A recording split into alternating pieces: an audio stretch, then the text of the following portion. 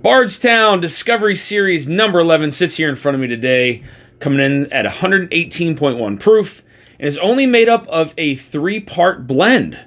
There have been plenty of Discovery Series releases that have been absolutely fantastic. Some of them have landed in my top 10 whiskeys of the year. How will this Discovery Series number 11 land? Let's find out.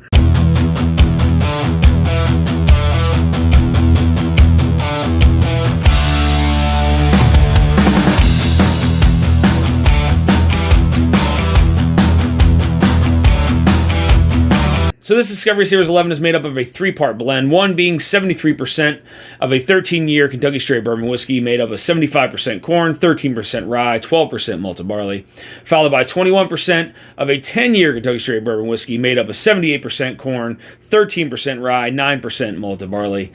And then lastly, a 6% of a 6-year Kentucky Straight Bardstown Bourbon made up of 68% corn, 20% rye, 12% malted barley. Get in the nose.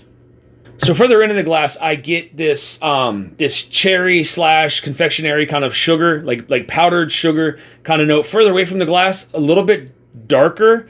You do get some spiciness from this one, but then also there's some darkness to it, like some raisin or some plum. So a little bit of some dark fruits there further away from the glass. Yeah, again, further in, it's more of a very, like, a dark cherry, maybe almost like a black cherry, but then that, like, confectionery, like, powdered kind of sugar kind of sweetens that up a little bit. And then further away, again, it gets a little dark. Again, maybe some raisins, some mixed berries maybe there on the nose. Then there's also this baking spice kind of spiciness there further away from the glass. Not really pulling out like a rye, but it's more of like a baking spice. And it's almost in between like a nutmeg and like an allspice a little bit. Maybe a mixture of both. Let's get to the palate, guys. Cheers. Wow, so the front of the palate on this is, it comes off very sweet. There is like this, it's like cherry, berry, and butterscotch kind of mixture that sit there like across the front and middle of the palate. It's very, very interesting there on the front of the palate. It does come off a little bit spicy though.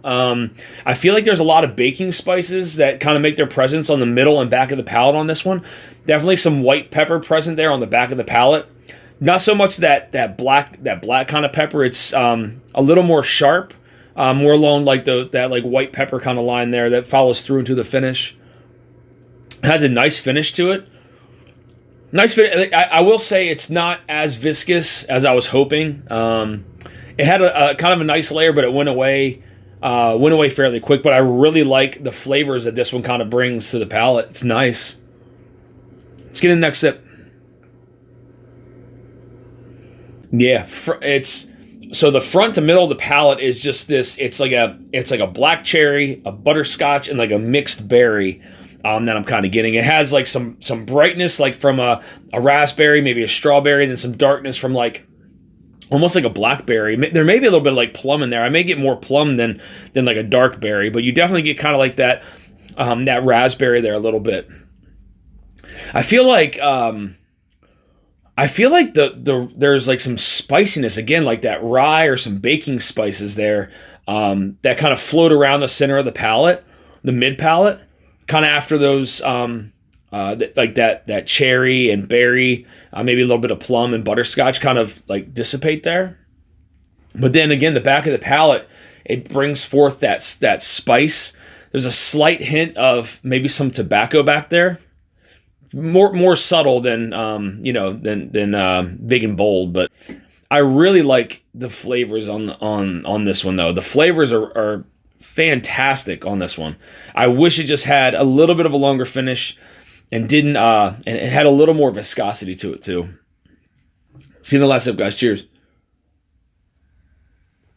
Yeah, so that last sip actually provided me with a little more of a mouth coating texture there than the last ones, but I feel like a lot of that fruitiness and like those sweet kind of flavors there that sit there on the front of the palate just really kind of open up. It's like every sip that I've taken is just like more and more and more of that mixture of like that that raspberry, that butterscotch, some of that plum in there. Maybe again like that mixed kind of berry on the front middle of the palate. Like it just continues to kind of transition further back and further back and further back each sip, kind of knocking out some of that spiciness that kind of sat there across the center of the palate.